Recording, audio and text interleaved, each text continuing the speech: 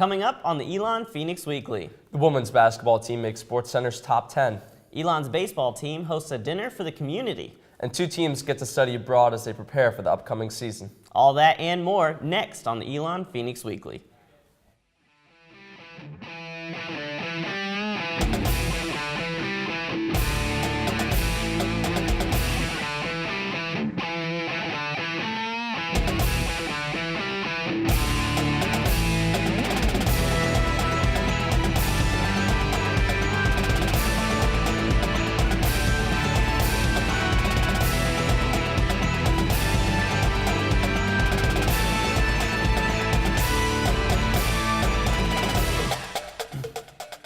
Good morning and welcome to the Spring 2016 premiere episode of the Elon Phoenix Weekly. I'm Matt Lee. And I'm Alex Day. Thanks for joining us on your ESPN2 local sports break.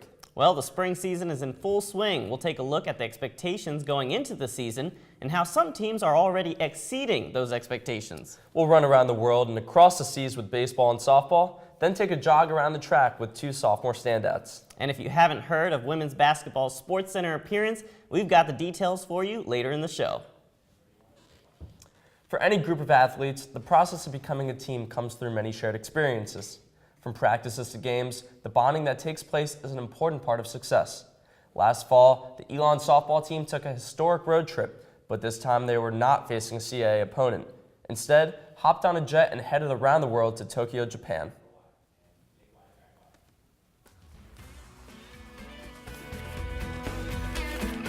This past Thanksgiving, the Elon softball team spent their break in Tokyo, Japan as a part of the school's initiative to students achieving global experiences. When they ask us, some places to go that softball's popular, we threw out Japan, Tokyo, and we were like, we know that might be a far-fetched, but, because we know it's on the other side of the world, But it was fun because when they came back and told us, we were like, awesome. I just remember being really, really excited, thinking that one, I was going to get to leave the country again and really get to have this experience, and also being really excited to be able to go with my teammates, some of my favorite people. Coach brought us all into the room and told us that we were going to Japan, and the excitement was unbelievable. I did not expect that at all. She came in with a white piece of paper and a big red dot on her forehead, and I did not expect it at all, but it was awesome.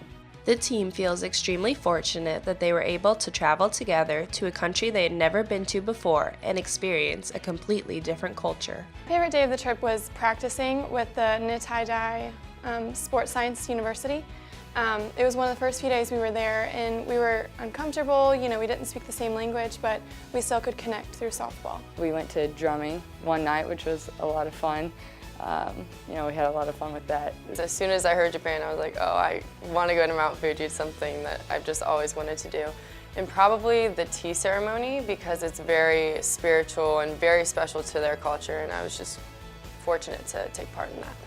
While in Tokyo, the players had a chance to practice against local universities where they were able to pick up new skills and bond as a team. Practicing with teams in Japan was a lot different than any teams here. They're very quick pace, and it was just a whole new ball game, it felt like, when we were over there. Softball-wise, we learned some new kind of energy from the Japanese teams. Within their culture, they have a lot of respect for each other, and I think that was one major thing that we can all pull out from being in Japan, just respecting everyone. It was very intense playing against them, but once we got into the groove of it, it was really cool. It was a cool experience because we've been playing softball forever, and it was just cool to see the differences between the two cultures. The trip unified the players with both of the cultures, but also with each other. After this trip, their chemistry is stronger than ever. Student athletes, they are so busy with stuff, and they don't really get the opportunity to have a lot of free time to do it just as a student. So I think it really brings excitement to them knowing that they're going to get this opportunity. It also, for team building, it's a wonderful thing for us. Hopefully that bond that we've established and that we created while we were in Japan really continues throughout the season.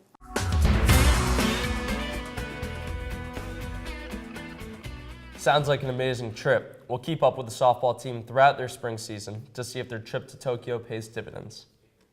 The softball team wasn't the only team traveling the world. The Elon baseball team got to visit the Dominican Republic for a week-long study abroad trip back in November.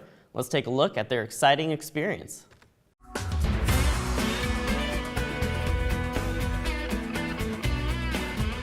We were asked to put together an academic component for this athletic journey to a foreign country. We took the trip over Thanksgiving break, which I thought was really good for our team, seeing that we have so much stuff given to us. It was an awesome experience. I mean, obviously I'm new, so don't know much of the guys, don't know much about them. The students were really impacted by having a chance to interact with young people in the Dominican Republic. Never left the country, so it was an awesome experience just to get to know these guys. It was really cool to get to do something different and see how people play the game in a different country and what they go through every day in order to try and reach their dreams, just like we do here, and how much different it is. It was just probably the most humbling experience I've ever done. I think I could speak for the team on that one. We spent a day at the Royals Academy, the Kansas City Royals Academy, and our guys got to visit with their players. And it was just humbling to see. Like one of the things we did with them, I paired up with this kid Jose. He's a pitcher. He's like 21 years old, and just trying to teach them, simple English words that, they're struggling just to get through a full sentence. And it was just crazy because, here I am teaching a 21-year-old how to talk when, I learned that when I was 4 years old. We also helped paint the inside and outside of a little house or a shack they were staying in, and just seeing their living conditions and the food they eat and where they sleep, where they go to the bathroom. It's really humbling, and it definitely makes me appreciate everything I have back here. We gave them a bag of gear, and just to see the kids' reactions and how appreciative they were of the equipment we gave them was pretty cool. So we had a chance to see a couple of games in the Dominican Winter League. The Estrellas versus the Toros, there was a game-tying home run at the bottom of the ninth of the game we went to there, and I was really excited to see all the fans going crazy and dancers and everything was really cool. And just seeing the crowd, they had a drum line, they had dancers. Every run was like Game 7 of the World Series. I was able to tell them a little bit about what to expect, and I think that was a big help for the students in being able to enjoy it more and being more relaxed. He's a character, so it was great having his expertise, certainly because he had been through the ropes a little bit, and obviously he spoke Spanish, so he was a great influential guy, and he taught us a lot. And the academic part, I think, was really a big help. We had to do journals, I think, every day or every other day on the trip, so it was actually kind of a way for us to reflect, so it was beneficial for us too. Overall, I think it worked really well.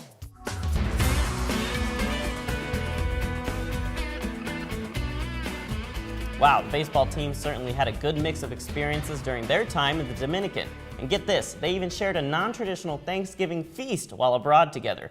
What a great way for the team to bond and travel to prepare for their season. Coming up, two standout sophomores from the women's track and field team let us in on their keys to success. We'll be right back.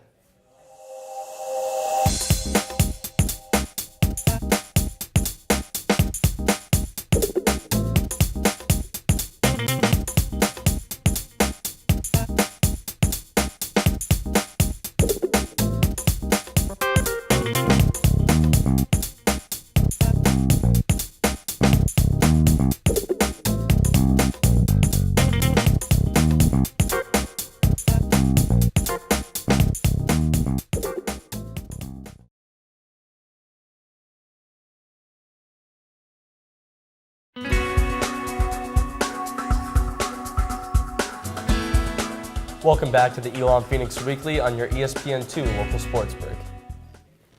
Fun, food, what more could you want? The Elon baseball team recently hosted their first pitch dinner, where Phoenix fans of all ages could come out and support the team ahead of their opening series. Check it out.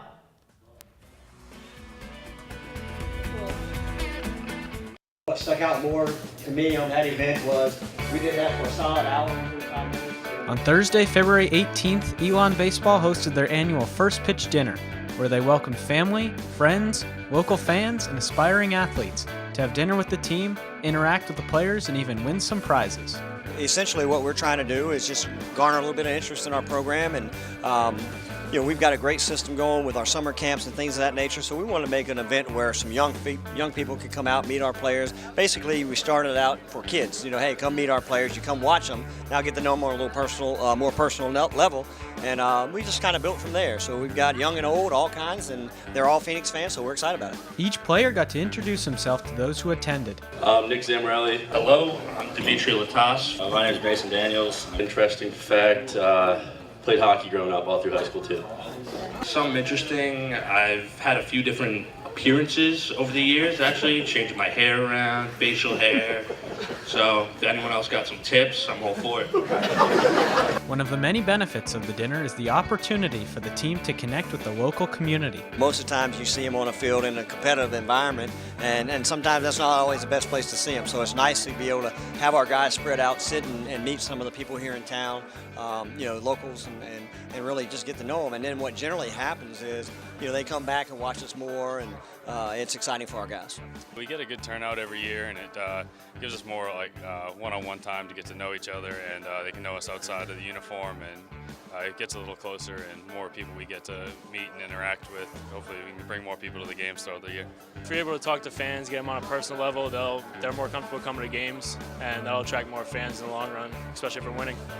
I think it helps because it's a face-to-face interaction. I mean, a lot of schools, I don't know how they do it, but I mean, these guys, they've been going to school or coming to the games for years. And each year they get to meet every new player that comes in, and they get to maybe ask where they're from or where they're going to be about in school and all that. So I think it's a very more intimate relationship for everybody. Each player was looking forward to a different part of the evening.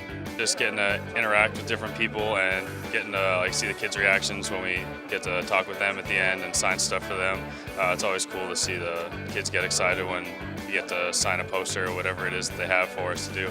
And they look up to us a lot, and it's cool to have a good impression on them. Going over the Dominican trip, I kind of have to talk about that, so I'm looking forward to how that'll go. The one thing I'll never forget is I gave a kid my glove, like an old glove I never really used, and he just had the biggest smile on his face and gave me a hug. See how the food compares from last year. But, I'm excited to hear about the stories of our players, what the Dominican meant to them. So I'm excited to see about that. The Phoenix opened their season the following day, and Coach Kennedy expressed his excitement to begin the 2016 campaign. We've been going at it pretty hard, trying to get ready and playing against each other. I know our guys are excited to see a different color uniform, and I'm ready to see our guys play. I think we're prepared. For the most part, we're in good shape. We're ready to go.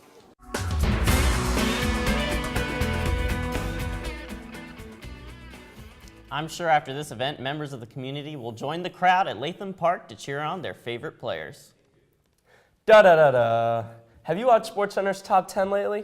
If so, you might have seen Elon's name on the screen. Why? Today we've got our very own Cam Soselski in the studio to catch you up. Cam? Thanks, Alex. Buzzer beater finishes are rare in college basketball. So how about 3 in one game? Elon women's basketball traveled to Conference Foe, Delaware on February 7th and did just that. Those are the kind of games as a coach you don't really wish for because it's so nerve-wracking. Trailing by 3 points to Delaware with just 6 seconds left in regulation, Lauren Brown nailed a three-pointer to send the game into overtime. My parents were unfortunately unable to come to the game, but afterwards they called me and my mom said my dad was just jumping up, super excited. But the drama wasn't over quite yet. In the overtime with just 2 ticks left on the clock, it was Shea Burnett this time who sank the three to send the game into double overtime. Oh, it was hype. We were all jumping around, hitting each other, this is our game, we're gonna win, the second half is the second overtime is ours. Already with 2 buzzer beaters, Elon had more magic left. As the saying goes, third time's a charm. And one final buzzer beater by Shea Burnett sealed the victory for Elon.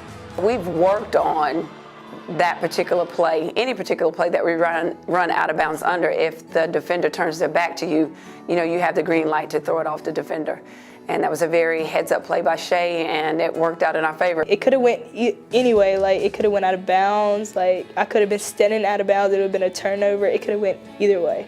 It wasn't until the next morning that Elon found out the magnitude of that play. It was actually 3 a.m. in the morning. I went to sleep early that night because I was so exhausted and ended up waking up about 2:30 a.m. And one of my friends out in Las Vegas said, hey, I just saw you guys on SportsCenter. And I'm like, oh my gosh, I missed it. And I was like, can you record it for me and send it to me?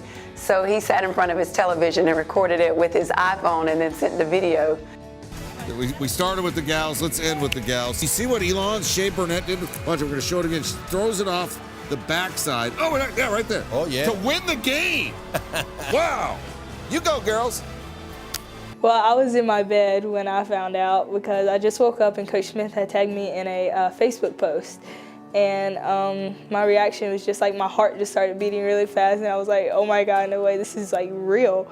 But it was very real, and the community embraced the honor. I got so many text messages saying, have you seen ESPN? Have you seen it? I was like, yes, I've seen it. Coach Smith tagged me in it on Facebook, and just my family is really proud of me, and and that I had the courage to actually make a play like that. My cousin actually, on Snapchat, you can chat. He was like, I think I saw you on TV yesterday. And I said, yeah, you probably did. No way, oh my God. Like, was super excited. And my friend texted me from back home, was like, oh my gosh, can I have Shay's autograph? And it was just crazy. We were actually headed to lunch one day, Coach McKinney and myself, to Pete's restaurant over in Gibsonville. And a guy stopped us and said, hey, you guys, Elon Women's Basketball, did y'all know y'all were on SportsCenter? So I thought that was really cool that, a lot of people had the opportunity to witness, such a great finale to a game.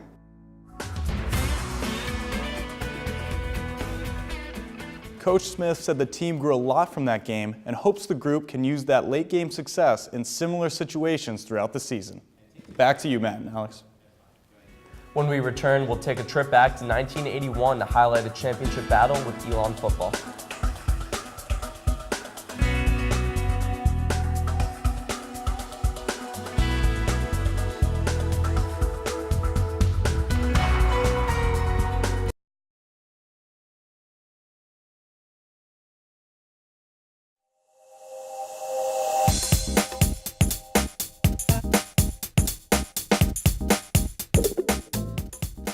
The Elon Phoenix Weekly is made possible by the students of the School of Communications in association with the dedicated coaches, athletes, and staff of Elon Athletics.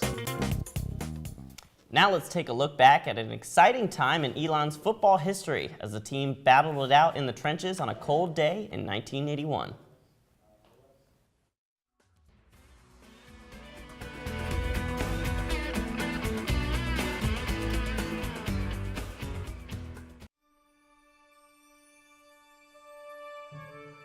This week in Elon sports history, we visit the NAIA Football Championship match of 1981. It was a cold Saturday for Elon as the Fighting Christians geared up for a chance at their second championship in 2 years. Over 3,000 cheering fans filled the bleachers to see this televised match, as well as 90,000 more tuning in from around the country. This game was a battle of defenses, with only 140 total offensive yards gained by Elon and even fewer by their rival Pittsburgh State University. It looked like they were going to have a stalemate until junior Phil Wren kicked a 28-yard field goal, pushing Elon ahead by 3 and winning the championship game for the Fighting Christians. And that's all for today's look at Elon sports history.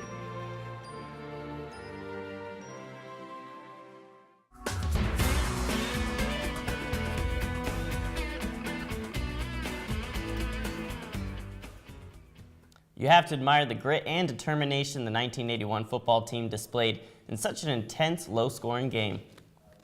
Last year, we spoke with these two athletes when they were standout freshmen. We recently met with them a year later to talk about how they made a name for themselves as sophomores.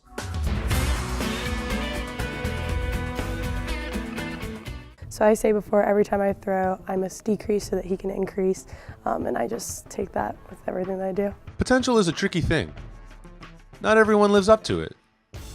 However, many people saw something special in these two, and 1 year later, they have certainly lived up to the hype. I'm thinking about progressing on the achievements of last year and kind of just like trying to mirror that, but also improve on that, which I guess is like a bit of pressure because obviously like winning last year, I want to win again, but I want to do better. But yeah, I think it's just like progressing and developing on like everything that happened last year. All of us are working really, really hard towards individual goals of distances, and our individual events that we excel in. With like the new depth that we have in the 400 runners and the 400 hurdlers, I think just helping them come along as well, so that will help us enormously as a team, because I remember last year we didn't have as many runners as we do now. We've had about 5 or 6 new 400 runners come in, so that's kind of exciting for the team to see that.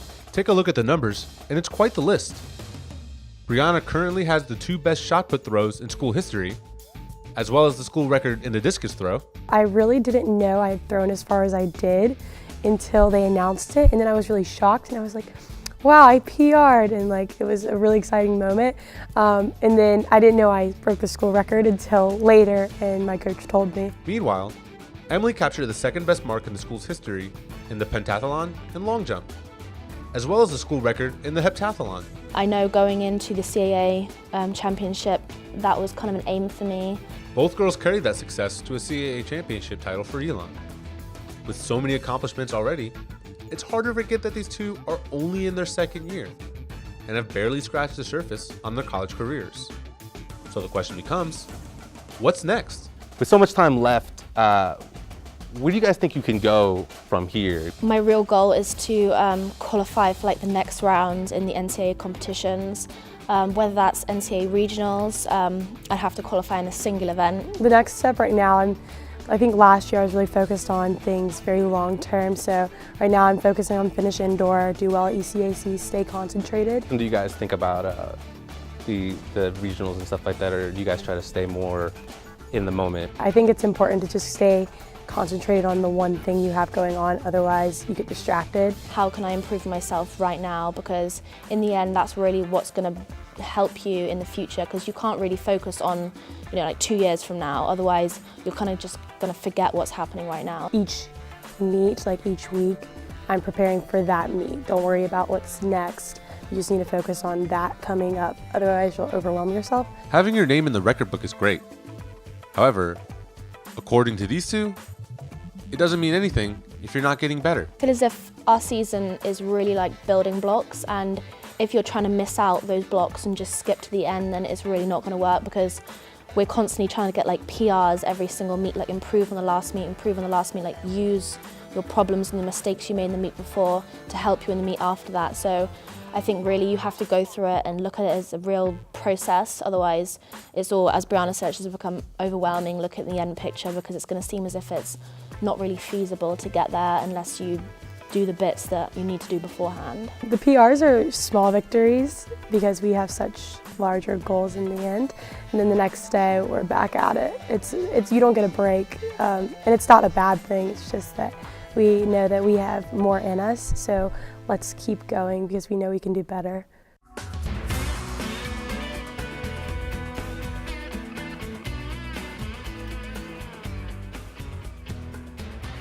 We look forward to see just how far these two can go. We certainly do. And if you missed anything or want to watch it again, be sure to check us out on YouTube at youtube.com/Elon Phoenix Weekly. You can also catch us on Time Warner Cable to watch us on demand. Head to elonphoenix.com to learn more about upcoming games and exciting successes for Elon Athletics. And don't forget to tune in next time when we return for another edition of the Elon Phoenix Weekly. On behalf of our producers and crew here at the show, we hope you have a great weekend. For the Elon Phoenix Weekly, I'm Matt Lee. And I'm Alex Stay. Living your own life, go Phoenix.